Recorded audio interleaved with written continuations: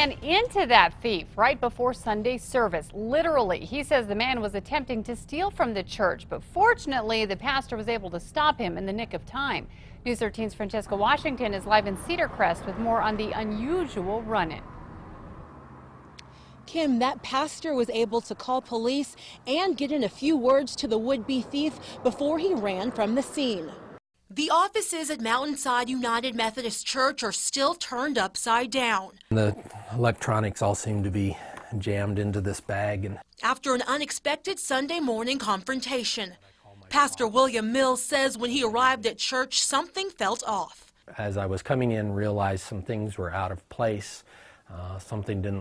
Different things didn't look quite right. And as he rounded the corner to his office, ran into the burglar who was in the building. And by he means literally ran into him. That him, Chris Winery. It's the first time Mills had ever seen him. That was really my first, I guess, clue that something was not right, because the building was locked and he was in the building.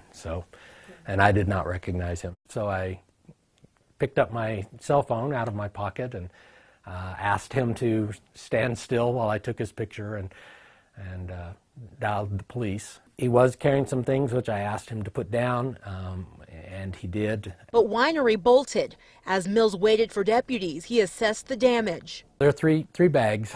Yeah, there was a box and these two bags. Filled with electronics from around the church. Fortunately, Winery didn't get far. He was picked up on the nearby highway. Mills says they do have security measures in place at the church, but he never expected such a close encounter like this. You need to maybe rehearse, at least in your own mind, what to do, but mostly don't overreact.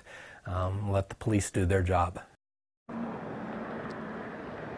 When Winery was arrested, deputies found 3 keys to the church in his pocket. The church is working to increase security. Kim, back to you. Okay, thanks, Francesca. Now, Winery has been arrested more than a dozen times over the past 10 years for larceny, theft, battery on a police officer, fraud, and other crimes.